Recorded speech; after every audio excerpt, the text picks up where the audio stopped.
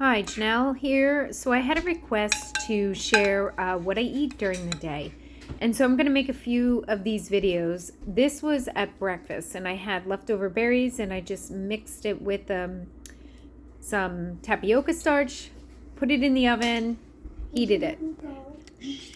Then I made, the night before, 2 different pestos at one of my classes. So the one on the left is a pesto with nutritional yeast, and then the one on the right is a pesto with Parmesan cheese.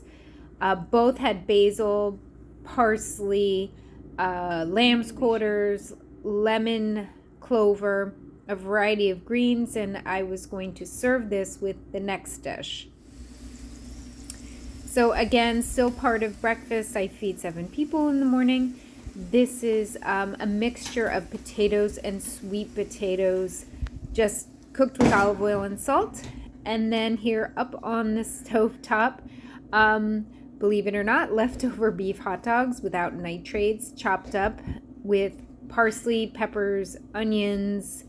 I think that's about it. So that is the breakfast combination here. This dish here with the potatoes and the pesto, and then a little bit of the fruit. So I didn't have lunch fit in here. This jumps right to supper. And so for supper, I was cooking up some butternut squash with cumin and chili powder, olive oil, and garlic powder. And I just love butternut squash any old way, like pumpkin. And this is my starchy side dish piece. For the other aspect of supper, we had some leftover beef ribs from the other night, the night before. And my son had made some boiled potatoes with just olive oil and salt.